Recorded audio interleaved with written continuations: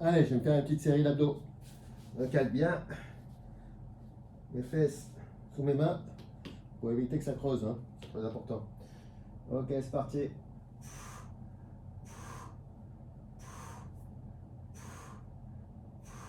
Allez, je change. Ah oui, j'ai oublié de rentrer le menton.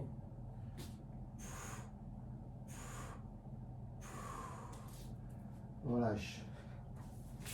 Bon, petite vidéo pour vous dire que souvent les personnes mettent les mains au niveau des fessiers pour stabiliser le bassin, pour éviter que le dos creuse.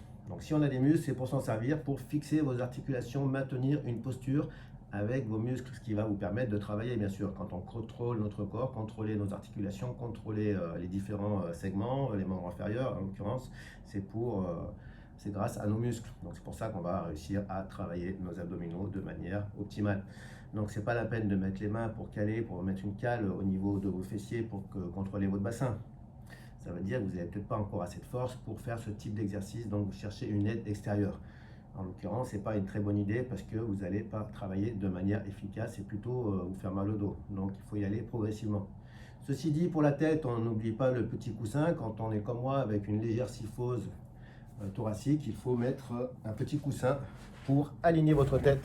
Alors je ne le fais pas toujours, mais c'est très important en tous les cas. Je vous le conseille fortement de mettre ce petit coussin. En attendant, si je suis là, donc bien sûr, il faut trouver votre position neutre, hein, au niveau des lombaires. Là, on peut essayer de faire ce petit mouvement en essayant d'écraser le sol avec le bas du dos. Hein, antéversion, rétroversion. Et entre les deux, c'est ma position neutre, les courbures naturelles de la colonne vertébrale à respecter selon les mouvements que vous faites. Donc, essayez d'avoir les épaules basses, hein, de tendre les bras, de fixer les omoplates, rentrer légèrement le menton pour allonger la colonne. Donc on peut mettre le petit coussin pour trouver un alignement qui vous correspond. Si vous êtes là et que vous commencez à tendre les jambes, je vous conseille de plutôt, si vous avez vraiment mal au dos et que vous n'arrivez pas à fixer votre bassin, à ce moment-là, vous allez tendre les pieds vers le plafond. Ce n'est pas la peine d'aller là pour creuser votre dos ou mettre les mains pour les caler. Si vraiment vous avez du mal, ce n'est pas la peine de passer à un autre exercice, ce n'est pas la peine de faire ce type de mouvement. À ce moment-là, vous faites sur une jambe, vous allongez, inspire, expire. Vous pouvez faire jambes pliées. Okay, il y aura moins de contraintes au niveau du bassin, donc ce qui va vous permettre de faire un exercice correct en étant efficace et surtout sans vous faire mal. Et petit à petit, vous allez progresser parce qu'avec l'entraînement, vous allez augmenter votre force, votre endurance musculaire. D'accord? Donc, soit une jambe, si vous êtes bien, allez tester un petit peu vers le haut en prenant conscience de votre bassin. Qu'est-ce qui se passe? Est-ce que j'ai bien engagé mon transverse, partie basse et abdominaux? Est-ce que j'ai mis de l'attention dans cette partie-là? Est-ce que j'ai visualisé la zone que je travaille?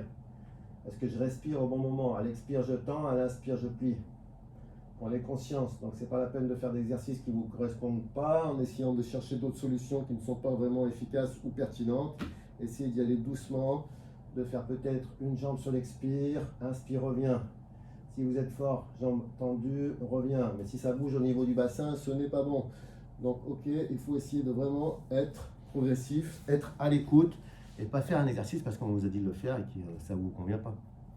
Soyez surtout en fonction de votre ressenti. Si vous avez mal au dos, il faut penser aussi à renforcer votre ceinture lombaire, votre sangle, vos muscles paravertébraux, pardon, pour avoir des muscles assez forts de manière agoniste, antagoniste, hein, chaîne antérieure, chaîne postérieure, parce que s'il n'y a qu'une chaîne qui travaille, il y aura forcément un déséquilibre à un moment donné, et puis vous allez avoir des tensions, des douleurs. Voilà, sur ce, c'était la petite vidéo du jour pour vous donner des conseils, et n'hésitez pas à commenter et à poser vos questions. À bientôt, portez-vous bien, bye bye.